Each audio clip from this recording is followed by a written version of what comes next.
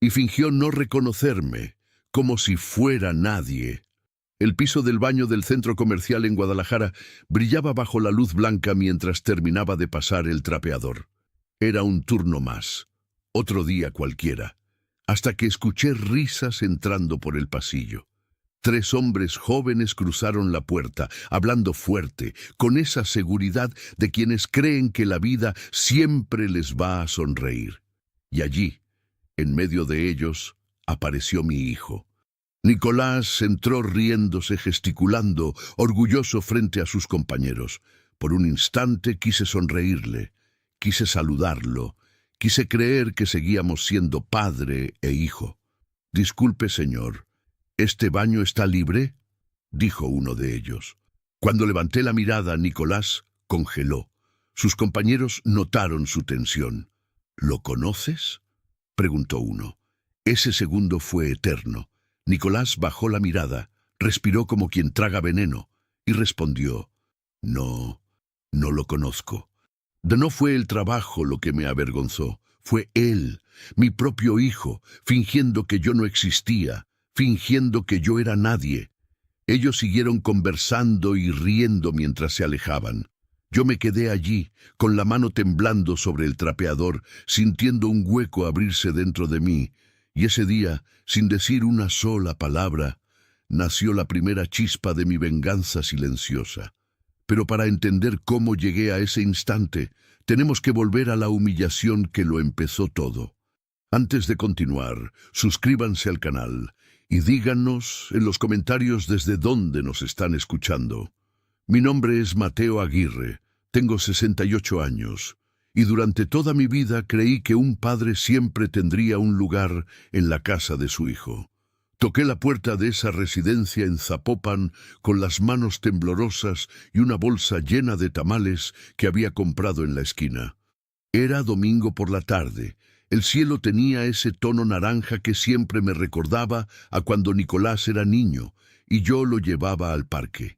En aquel tiempo, él corría hacia mí con los brazos abiertos.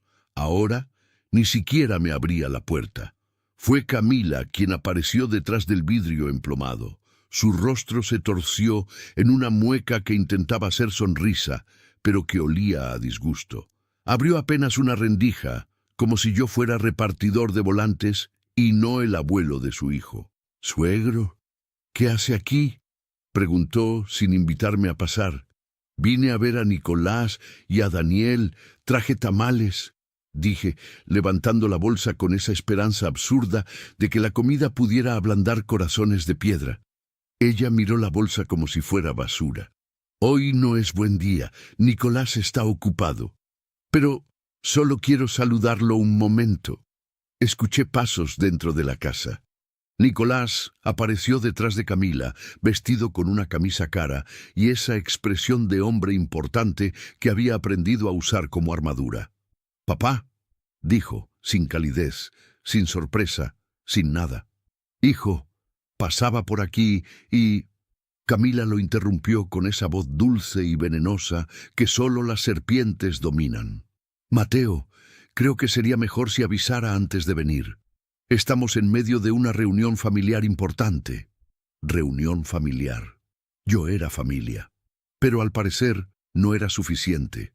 Nicolás no dijo nada, solo bajó la mirada, como quien observa un perro mojado que no quiere meter a la casa. Y ese silencio fue peor que cualquier grito, porque en su silencio estaba la confirmación de que Camila hablaba por los dos. «Está bien», murmuré, tragándome la humillación como si fuera medicina amarga. «Los dejo tranquilos». Daniel apareció corriendo por las escaleras. «¡Abuelo!», gritó con esa alegría pura que solo los adolescentes de 16 años conservan cuando aún no han aprendido a fingir. «¿Vas a quedarte?». Camila lo tomó del hombro con firmeza. «Daniel, el abuelo ya se va. Tiene cosas que hacer». «Pero, ¿ya escuchaste?», cortó ella sin mirarme. Nicolás seguía allí de pie, con las manos en los bolsillos, sin mover un músculo. Y en ese momento, mientras veía a mi hijo convertido en sombra de su propia mujer, entendí que algo se había roto para siempre. Cuídate, papá, dijo Nicolás, como quien despide a un extraño. Caminé de regreso a la calle con los tamales todavía calientes en la bolsa. El cielo ya no era naranja, se había vuelto gris, como mi pecho. Doña Teresa me vio llegar a mi departamento con esa mirada que solo los viejos entienden. Ella vivía en el 304, justo al lado del mío, y llevaba años observando mi vida como quien lee una novela triste. ¿No te quedaste a cenar?, preguntó, aunque ya sabía la respuesta. No era buen día, mentí. Ella asintió, sin insistir. Me ofreció café, pero yo solo quería estar solo. Entré a mi departamento de 40 metros cuadrados, dejé los tamales sobre la mesa y me senté frente a la ventana. Afuera, la ciudad seguía moviéndose como si nada hubiera pasado. Como si un padre no acabara de ser expulsado de la vida de su propio hijo.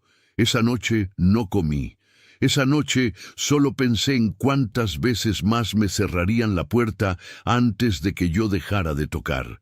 Esa noche entendí que no sería la última vez que me sacarían de su vida. El teléfono sonó a las 11 de la noche, 3 semanas después de aquella puerta cerrada. Yo estaba acostado, medio dormido, cuando la vibración del celular me sacó de ese sueño inquieto que los viejos tenemos cuando la soledad pesa más que las cobijas. Vi el nombre en la pantalla. Nicolás. Mi corazón dio un salto idiota, como si fuera niño esperando que su padre volviera de viaje. «¿Hijo?», contesté con esa urgencia que solo un padre entiende. «Papá, necesito hablar contigo. Es urgente». Urgente. Esa palabra siempre significa problemas. Y cuando viene de un hijo que apenas te llama, significa dinero. ¿Qué pasó? ¿Están bien? Sí, pero necesito verte mañana. ¿Puedes en la tarde? No pregunté más.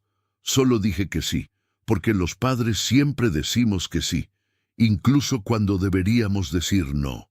Al día siguiente, Nicolás llegó a mi departamento con esa ropa cara que usaba para impresionar, pero con ojeras que ninguna camisa de marca podía esconder. Se sentó en el sillón viejo que había heredado de mi madre y miró alrededor como quien inspecciona un museo de pobreza. ¿Quieres café?, ofrecí. No tengo mucho tiempo, papá. Directo al grano. Sin abrazos. Sin preguntas sobre cómo estaba. Solo negocios. Necesito un préstamo, dijo mirándome a los ojos con esa intensidad que usaba cuando quería convencer a alguien. 30,000 pesos. 30,000 pesos. Yo ganaba 7,500 al mes como velador en una bodega. Había tardado casi 3 años en juntar 28,000 pesos en una cuenta de ahorro que pensaba usar para emergencias, para mi vejez, para no ser carga de nadie. ¿Para qué lo necesitas?, pregunté sintiendo que mi voz temblaba. Un negocio, una oportunidad que no puedo dejar pasar. Es seguro, papá, te lo devuelvo en 3 meses. 3 meses.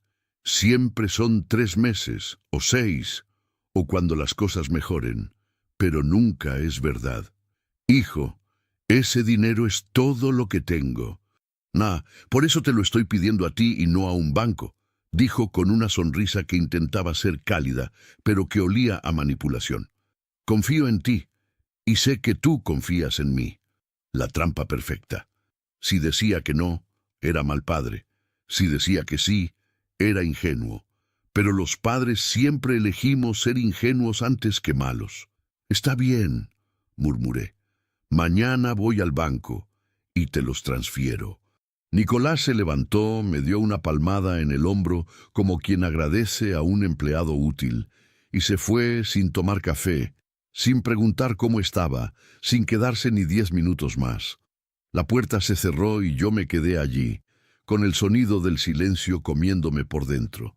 Al día siguiente transferí 28,000 pesos de mis ahorros y pedí prestados 2,000 a doña Teresa, quien me los dio sin preguntar para qué, porque así son las buenas personas, no interrogan el dolor ajeno. 2 semanas después fui a visitar a Daniel. Esta vez avisé antes. Esta vez Camila no tuvo excusa para cerrarme la puerta. Entré a esa casa enorme que olía a dinero nuevo y vi lo que se habían comprado con mi herencia en vida. Una televisión del tamaño de una pared. «Es increíble, ¿verdad?», dijo Camila, señalando la pantalla con orgullo de quien acaba de conquistar el mundo. «Nicolás se la merecía, trabaja tanto». Daniel estaba sentado frente a la pantalla gigante, jugando videojuegos. Me vio entrar y sonrió. «Abuelo, mira esto. Papá compró el mejor modelo del mercado, 30,000 pesos en una pantalla, mis casi 3 años de ahorros convertidos en píxeles y vanidad». Nicolás apareció por las escaleras con esa misma camisa cara de siempre. «Papá, qué bueno que viniste. Mira lo que compramos». No dijo «con tu dinero». No dijo «gracias a tu sacrificio». Solo presumió como si fuera victoria propia. Camila se acercó a mí con una copa de vino en la mano. «Mateo, espero que entiendas que Nicolás necesita mantener cierto nivel. Su puesto de gerente comercial lo exige. No puede andar con cosas viejas». «Cosas viejas, como yo». «Claro», dije, sintiendo que mi voz salía quebrada. Daniel me miró con esos ojos que todavía tenían algo de inocencia. «Abuelo, ¿estás bien?» «Sí, mijo, estoy bien». Mentira. No estaba bien. Estaba roto por dentro, viendo cómo mi propio hijo convertía mi sudor en lujo innecesario mientras yo comía frijoles refritos 5 días a la semana para poder ahorrar. Me quedé media hora más, fingiendo que me interesaba esa televisión obscena, fingiendo que no me dolía, fingiendo que seguía siendo parte de esa familia. Cuando salí de allí, doña Teresa me esperaba en el pasillo de nuestro edificio. «¿Cómo te fue?» «Bien», mentí otra vez. Ella asintió, con esa tristeza de quien sabe que le están mintiendo, pero no quiere forzar la verdad. Esa noche, acostado en mi cama estrecha, hice cuentas en un cuaderno viejo. Calculé cuánto tiempo me tomaría juntar otros 30,000 pesos. 5 años. Tal vez 6. Si no me enfermaba, si no perdía el trabajo, si la vida me daba tregua. Y entendí algo que dolió más que la traición. Mi hijo no había venido por necesidad. Había venido porque sabía que yo siempre decía que sí. Pero lo que perdería después dolería mucho más que el dinero. El gerente de la bodega me citó un viernes por la mañana con esa expresión que todos los trabajadores reconocemos. La cara del verdugo que está a punto de soltar el hacha. «Mateo, lo siento mucho. La empresa está automatizando la seguridad. Ya no necesitamos veladores». Tenía 68 años encima. 32 años trabajando en esa bodega. Y me despedían con un sobre que contenía mi liquidación. 180,000 pesos. Menos de lo que me correspondía. Pero no tenía fuerzas para pelear en tribunales. Salí de allí con una caja de cartón llena de mis cosas. Un termo viejo, una foto de Daniel cuando era niño y un calendario de hace 5 años que nunca me había molestado en cambiar. Doña Teresa me vio llegar al edificio con la caja en las manos. «No me digas que...» «Me liquidaron», dije, intentando sonreír como si no me importara. Ya era hora de buscar algo nuevo. Nuevo. A los 68 años, la palabra nuevo suena a burla. Durante 3 semanas busqué empleo. Fui a almacenes, ferreterías, gasolineras. En todos lados la respuesta era la misma. Demasiado viejo, muy amable, demasiado lento, no se ajusta al perfil. El dinero de la liquidación se iba como agua entre las manos. Renta, luz, comida, deudas pequeñas que había acumulado. Y los 2,000 pesos que le debía a doña Teresa, quien nunca me los cobró, pero que yo sabía que pesaban en su conciencia tanto como en la mía. Fue ella quien me habló del trabajo. «Mateo, sé que no es lo que esperabas, pero mi sobrina trabaja en el centro comercial Plaza del Sol. Están buscando personal de limpieza. Paga 6,500 al mes». Limpieza.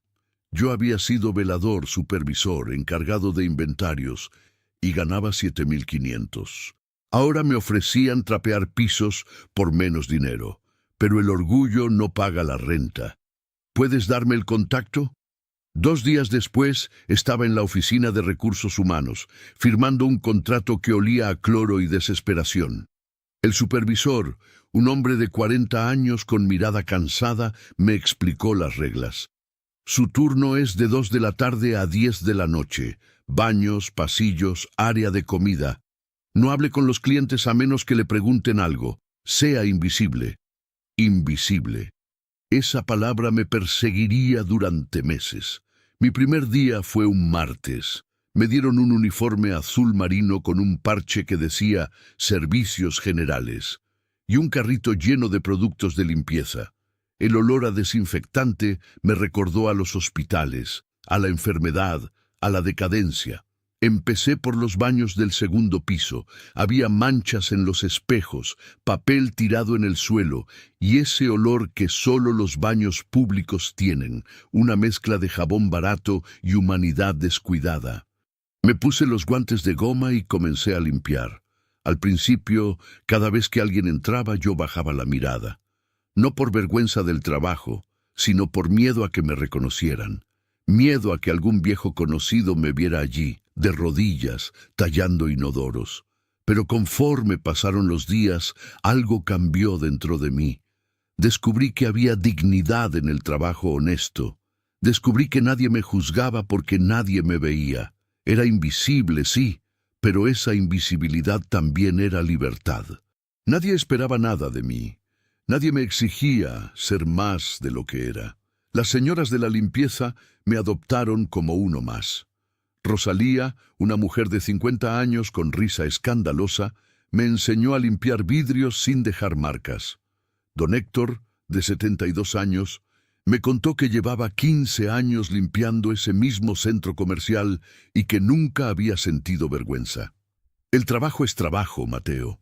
Lo vergonzoso es robar, mentir, vivir de los demás. No esto. Sus palabras se clavaron en mi pecho como clavos de verdad. Yo no estaba robando, yo no estaba mintiendo, yo estaba trabajando. Pero mi hijo me había robado mi dinero para comprarse lujos. Mi hijo había mentido al decir que era un negocio urgente. Mi hijo vivía de las apariencias mientras yo tallaba inodoros para sobrevivir. ¿Quién debería sentir vergüenza? Pasaron 2 meses. Aprendí las rutinas, los horarios, los rostros de los clientes habituales. Había un grupo de oficinistas que llegaban todos los viernes a las 6 de la tarde.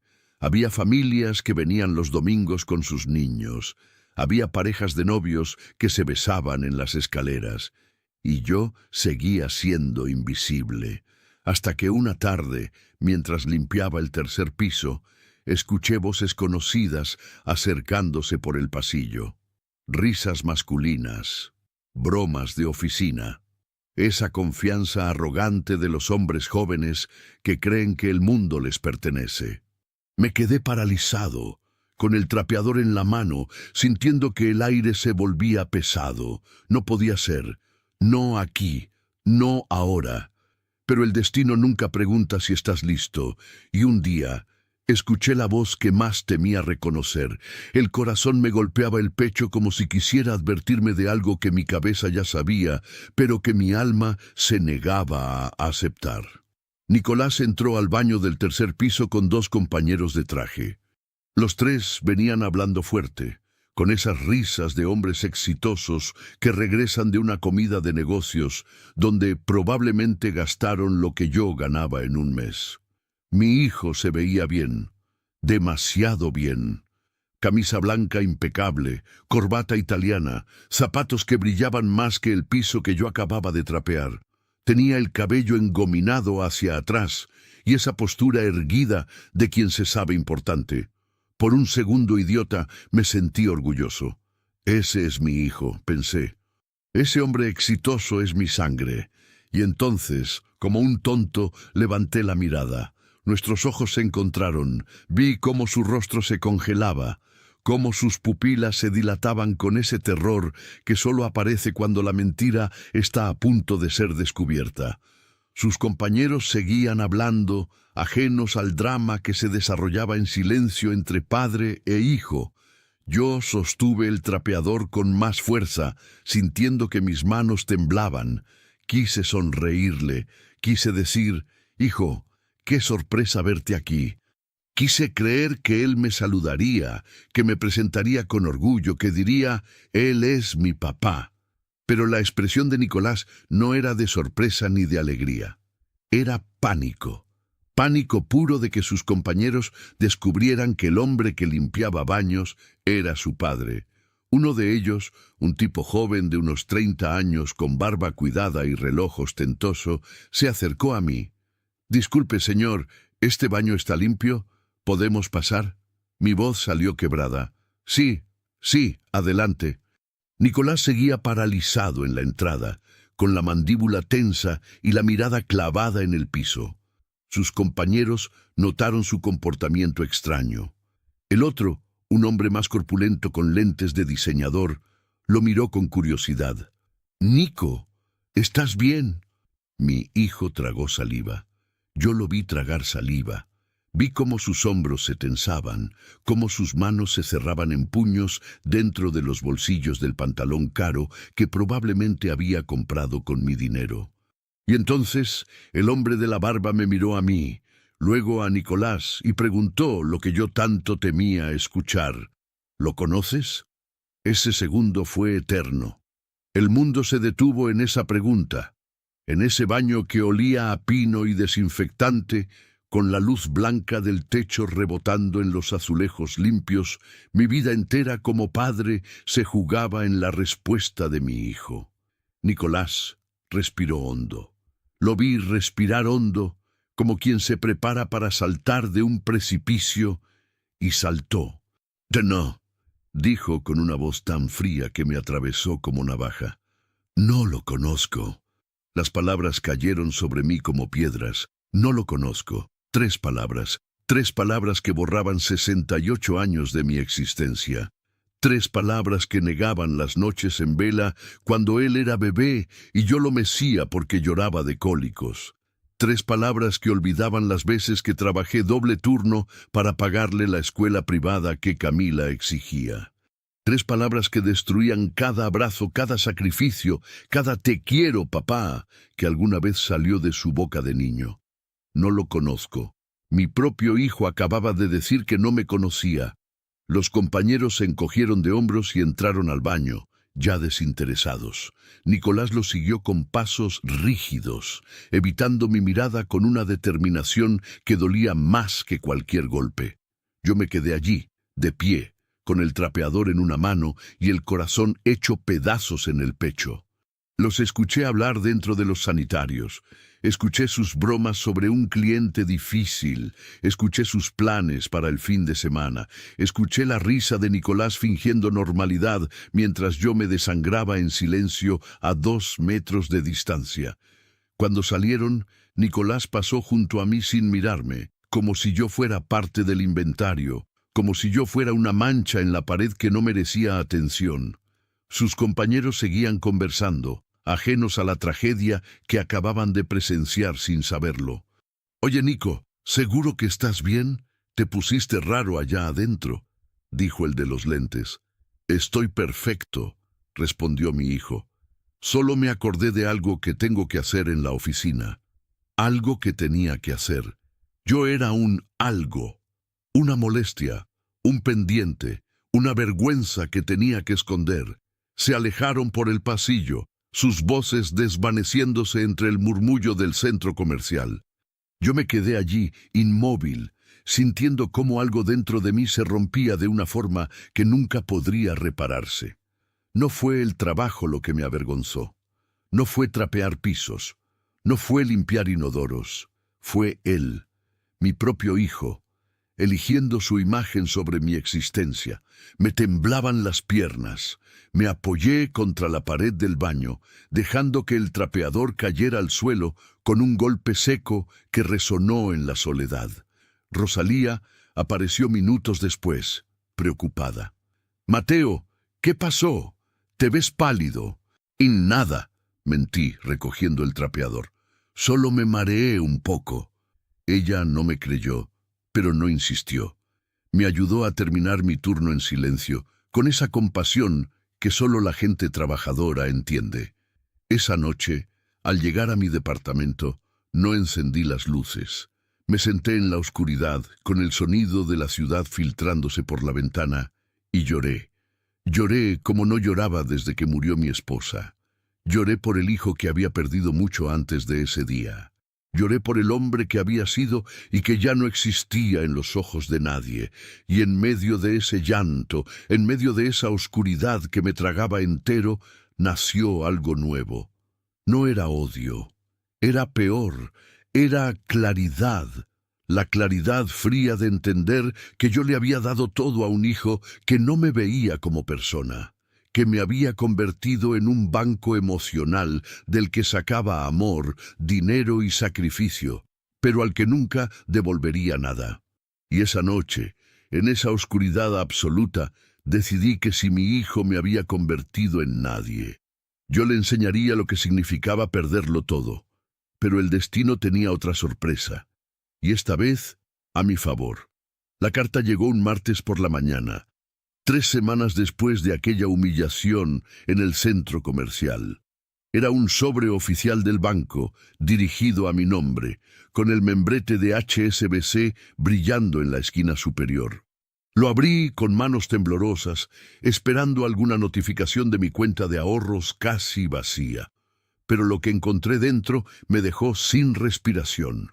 Estimado señor Mateo Aguirre, le recordamos que el inmueble ubicado en calle Laureles 1847, Zapopan, Jalisco, registrado a su nombre, presenta un adeudo hipotecario de 2.400.000 pesos con vencimiento próximo.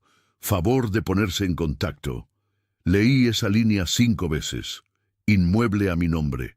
Calle Laureles 1847. Esa era la dirección de la casa de Nicolás. Mi corazón comenzó a latir con una furia que no había sentido en años. Tomé el teléfono y marqué al banco. La operadora, con voz mecánica y aburrida, confirmó lo que yo ya sospechaba, pero que mi cerebro se negaba a procesar.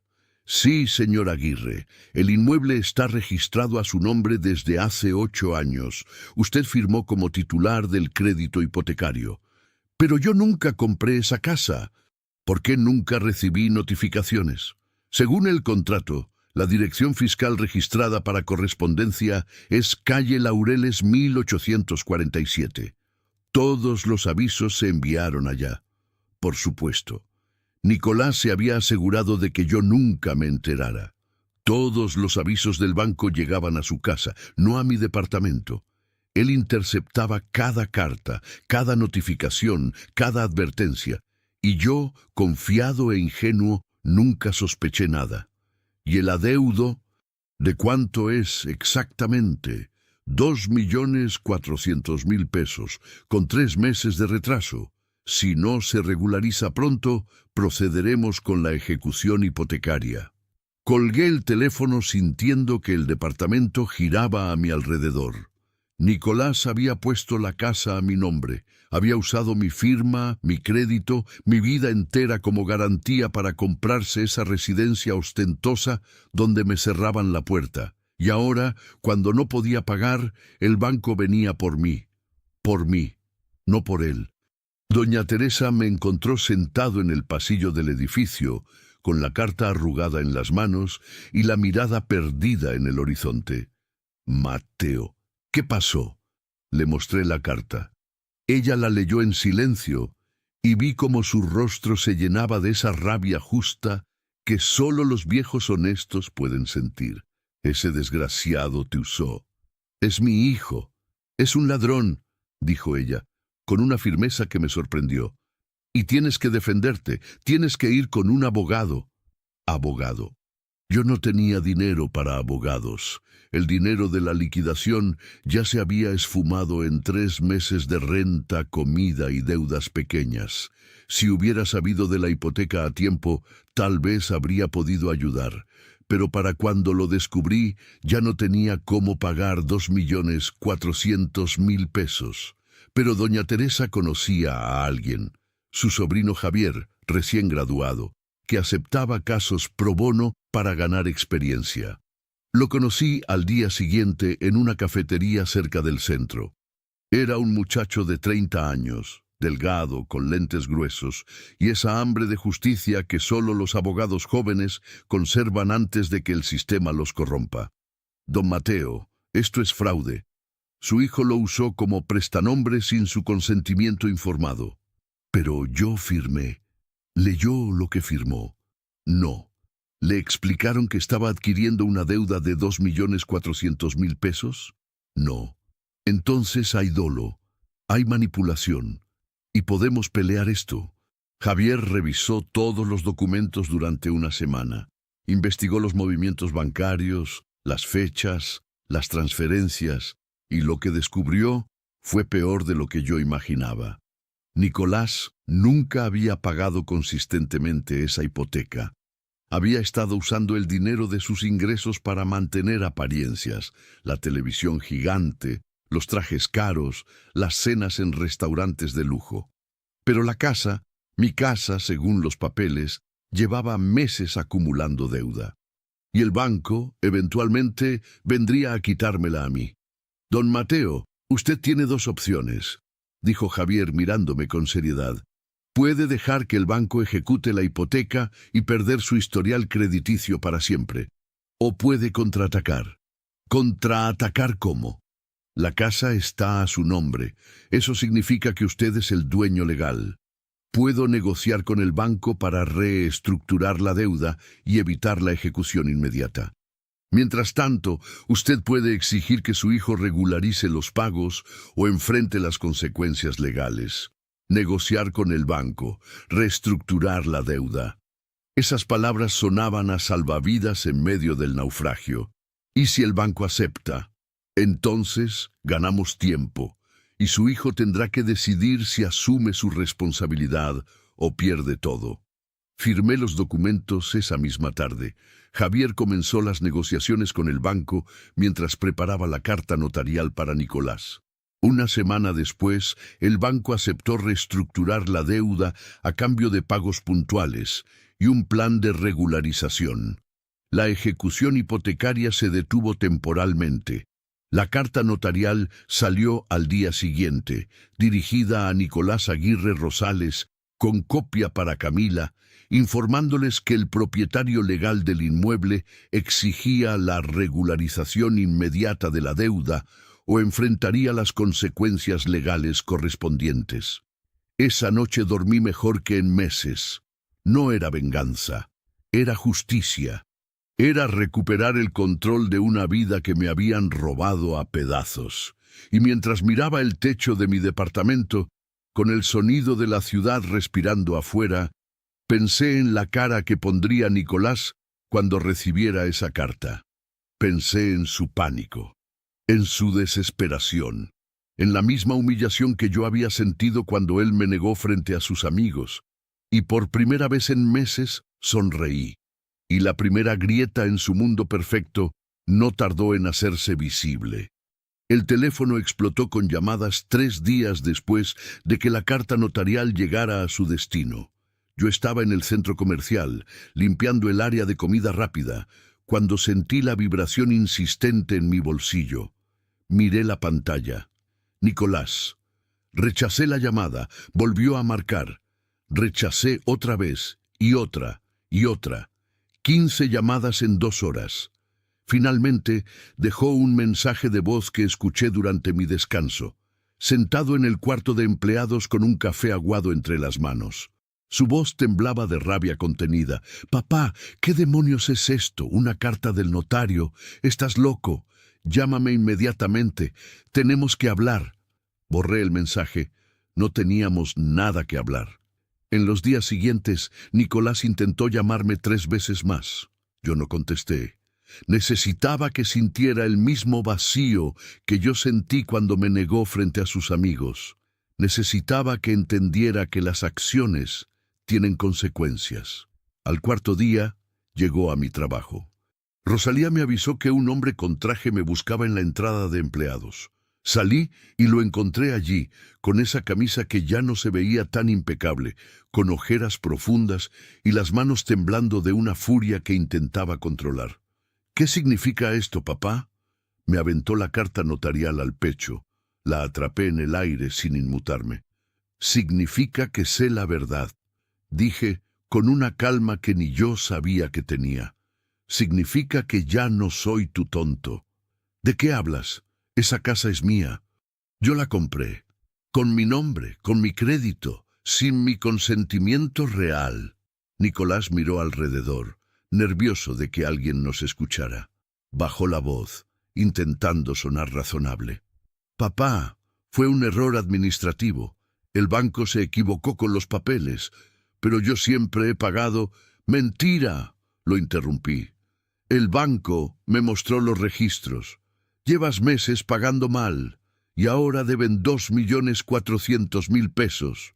Su rostro se descompuso.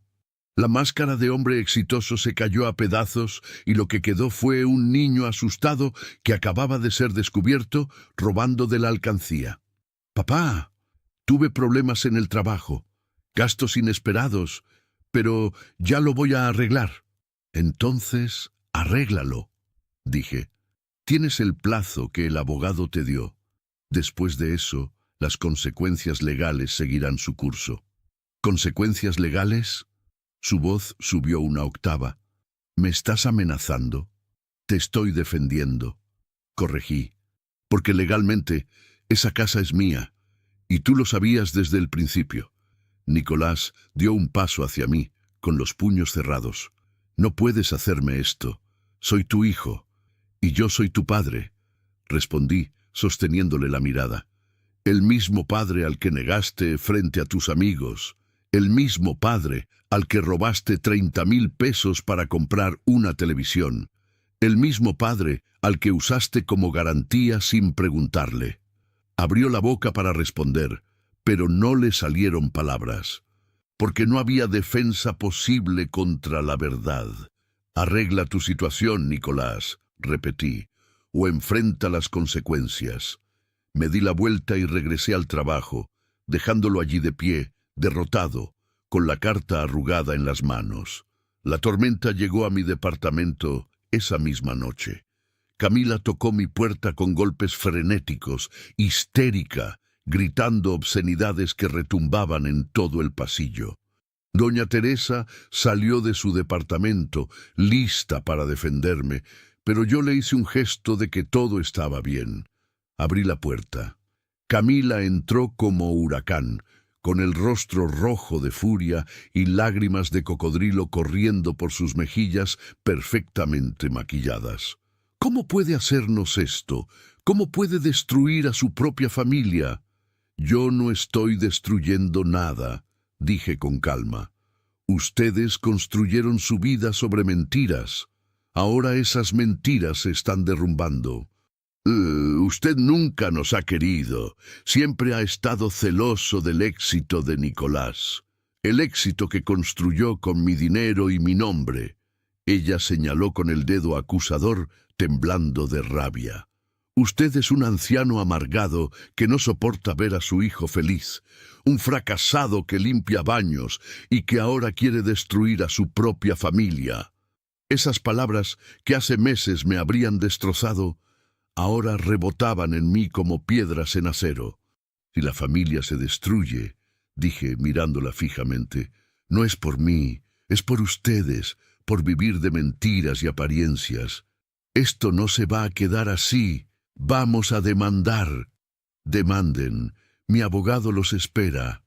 Camila salió dando un portazo que hizo temblar las paredes. Doña Teresa entró inmediatamente, preocupada. «¿Estás bien?». Nunca había estado mejor. Y era verdad, porque por primera vez en años yo tenía el control. Los días siguientes fueron un terremoto silencioso. Nicolás intentó conseguir un préstamo para pagar la deuda, pero ningún banco se lo dio. Su historial crediticio, manchado por meses de pagos atrasados y préstamos que apenas cubría, lo había convertido en cliente no deseable. Intentó vender el coche, Pero el coche también estaba financiado y debía más de lo que valía. Intentó pedirle dinero a sus amigos, esos mismos amigos frente a los cuales me había negado. Pero los amigos de la bonanza desaparecen en la crisis. Y mientras su mundo se derrumbaba, Daniel empezó a verme con ojos diferentes. El muchacho llegó a mi departamento un domingo por la tarde, solo, sin avisar. Tenía 16 años, pero en su mirada había una madurez forzada por el caos familiar. «Abuelo, ¿es verdad que vas a quitarnos la casa?» Me senté junto a él en el sillón viejo. «Daniel, la casa siempre fue mía. Tu papá la puso a mi nombre sin decirme. Y ahora que no puede pagar, pretende que yo cargue con su deuda de 2.400.000 pesos. Mamá dice que eres cruel. ¿Y tú qué crees?» Daniel se quedó callado largo rato, mirándose las manos. «Creo que papá te ha tratado mal. Yo lo he visto. Creo que mamá también». Esas palabras, saliendo de la boca de mi nieto, valían más que cualquier venganza. «No quiero destruirlos, Daniel. Solo quiero que aprendan. Y si no aprenden, entonces aprenderás tú. Y eso ya es ganancia». El muchacho me abrazó con esa fuerza desesperada de quien busca algo sólido en medio del naufragio. Y yo lo abracé de vuelta, sabiendo que al menos había salvado algo bueno de todo este desastre. Pero su caída más fuerte aún estaba por llegar. El tiempo que el abogado había dado estaba por cumplirse cuando todo se derrumbó de golpe. Yo esperaba la llamada de Javier confirmando los siguientes pasos legales, pero lo que llegó fue algo completamente diferente. Daniel apareció en mi trabajo a media tarde, con los ojos hinchados de tanto llorar y una mochila cargada en la espalda. «Abuelo, ¿puedo quedarme contigo?» Lo supe antes de que me lo dijera. Todo se había derrumbado. Lo llevé al cuarto de empleados y le compré un refresco de la máquina. Se lo bebió en silencio mientras yo esperaba a que encontrara las palabras. «Papá perdió su trabajo», dijo finalmente con la voz quebrada. «Lo corrieron hace 2 semanas de su puesto como gerente comercial. Algo sobre inflar números de ventas y falsificar reportes para cobrar comisiones extras. No entendí todo, pero fue grave. Irregularidades. Fraude. Mi hijo había mentido y robado no solo a su padre, sino también a su empresa. ¿Y tu mamá?» Daniel soltó una risa amarga, demasiado adulta para sus 16 años. «Se fue ayer. Dijo que no iba a vivir en la pobreza, que ella merecía algo mejor. Empacó sus maletas y se fue con su hermana a Monterrey. Camila, la mujer que había jurado amor eterno, ahora huía del barco hundiéndose, dejando a su propio hijo en medio del naufragio. ¿Y Nicolás? Está en la casa, solo, bebiendo. No ha salido de su cuarto en 2 días. Le pedí permiso a mi supervisor para salir temprano. Me lo dio sin preguntar porque don Héctor había visto al muchacho llorar y los trabajadores nos cuidamos entre nosotros. Llegamos al departamento y acomodé a Daniel en el sofá. «Vas a quedarte aquí todo el tiempo que necesites. ¿Y papá? Tu papá es adulto. Tomó sus decisiones. Ahora tiene que vivir con ellas. Pero esa noche no pude dormir. Por más que mi hijo me había lastimado, por más que me había negado y usado y robado, seguía siendo mi hijo. Y la imagen de él solo, destruido, bebiendo en esa casa vacía, me carcomía por dentro. A las 3 de la madrugada me levanté y le escribí un mensaje. «Nicolás, si necesitas hablar, sabes dónde estoy». No esperaba respuesta, pero a las 6 de la mañana, cuando el sol apenas comenzaba a romper la oscuridad, escuché los golpes. No eran golpes normales, eran puñetazos desesperados de alguien que se está ahogando y busca aire. Abrí la puerta. Nicolás estaba allí, destrozado de una forma que nunca había visto. Sin afeitar, con la camisa arrugada y manchada, con el olor a alcohol brotando de cada poro. Pero lo peor no era su apariencia, era su mirada, la mirada vacía de quien ha perdido todo y finalmente entiende que la caída fue culpa propia. «Papá», Su voz se quebró. Perdí todo. Se derrumbó en el umbral de la puerta, llorando como no lloraba desde que era niño. Esos sollozos profundos, sin vergüenza, sin máscaras, sin nada más que dolor puro. Lo ayudé a entrar y lo senté en el sofá donde Daniel dormía. Mi nieto se despertó, vio a su padre hecho pedazos y sin decir palabras se fue a mi cuarto para dejarnos solos. Le preparé café. Nos sentamos en silencio durante largo rato, con el sonido de la ciudad despertando afuera. Me corrieron por hacer cosas que no debía hacer, dijo finalmente. Inflé reportes de ventas, falsifiqué comisiones, mentí durante meses, pensé que nunca me iban a descubrir. Pero te descubrieron. Sí, otro silencio. Camila se fue. Dijo que yo era un perdedor, que ella no se casó conmigo para vivir así. Ella se casó contigo por el dinero.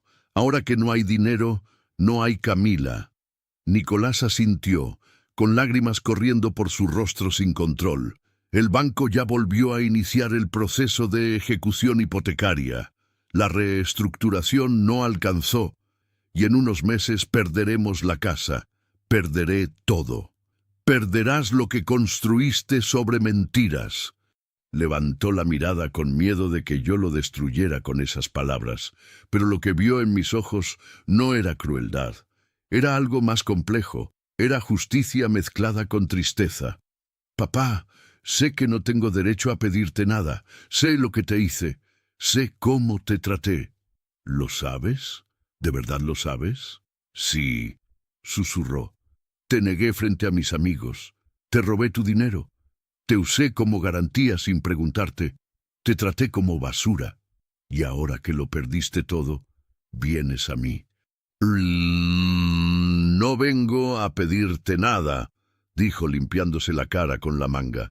Solo vengo a decirte que tenías razón, que fui un hijo terrible, que me avergüenzo de mí mismo. Sus palabras flotaron en el aire del departamento como confesión en iglesia vacía. ¿Sabes cuándo dolió más?, pregunté. No fue cuando me cerraste la puerta. No fue cuando te gastaste mi dinero en lujos. Fue en ese baño del centro comercial, cuando fingiste que yo no existía. Nicolás escondió el rostro entre las manos. Lo siento, Dios, papá, lo siento tanto. ¿Por qué lo hiciste? Porque tenía vergüenza, admitió, con la voz rota. Vergüenza de que mis compañeros vieran que mi papá limpiaba baños. Vergüenza de mi propia cobardía. Vergüenza de no ser el hombre que pensaba que era. Dejé que sus palabras se asentaran. Dejé que el peso de su confesión llenara el espacio entre nosotros. Yo nunca tuve vergüenza de mi trabajo, dije finalmente. Pero tú sí tuviste vergüenza de mí. Nicolás sollozó más fuerte, con todo el cuerpo temblando. ¿Puedes perdonarme algún día? Miré a mi hijo destruido, al hombre que había sido niño en mis brazos, al muchacho que alguna vez me llamaba héroe antes de que el mundo lo envenenara con vanidad y mentiras. El perdón no se pide, Nicolás, se gana. ¿Cómo? ¿Cómo lo gano? Siendo el hombre que yo sé que puedes ser, no el que fingías ser. Nos quedamos allí sentados mientras el sol terminaba de salir, iluminando ese departamento pequeño que de repente se sentía más grande que cualquier residencia de Zapopan. Y en ese amanecer, entre café frío y verdades dolorosas, algo comenzó a sanar. No era el final, era apenas el principio, y al amanecer, escuché los golpes en mi puerta. Los días siguientes fueron extraños, como vivir en un mundo al revés donde las posiciones se habían intercambiado. Nicolás se quedó en mi departamento, durmiendo en el sofá mientras buscaba trabajo. Daniel ocupaba mi cuarto, y yo dormía en un colchón inflable que doña Teresa me prestó. Éramos 3 generaciones de hombres Aguirre, apiñados en 40 metros cuadrados, compartiendo un baño, una cocina y un silencio que pesaba como plomo. Pero ese silencio no era incómodo, era necesario. Nicolás no hablaba mucho. Pasaba los días enviando currículums, yendo a entrevistas que no llegaban a ningún lado, regresando con la cabeza baja y la dignidad hecha pedazos. Yo lo veía transformarse de vuelta en el muchacho que alguna vez conocí, antes de que el dinero y Camila lo convirtieran en otra persona. Una tarde, mientras yo preparaba la cena con lo poco que había en la alacena, Nicolás se sentó en la mesa de la cocina y me observó en silencio. Yo pelaba papas, concentrado en la tarea cuando escuché su voz. ¿Cómo lo haces? ¿Cómo hago qué? Mantener la dignidad. Después de todo lo que te hice, después de perderlo todo, sigues siendo tú. Dejé el cuchillo sobre la tabla y me giré a mirarlo. Porque la dignidad no viene de lo que tienes, Nicolás. Viene de quién eres cuando nadie te está mirando. Él asintió lentamente, procesando esas palabras como quien descifra un idioma nuevo. Yo creí que la dignidad era el coche, la casa, la ropa cara. Creí que mientras la gente me viera exitoso, yo era alguien. Y ahora que no te ven, ¿quién eres? Nicolás se quedó callado largo rato, con los ojos brillando de lágrimas contenidas. No lo sé. Entonces ese es tu trabajo.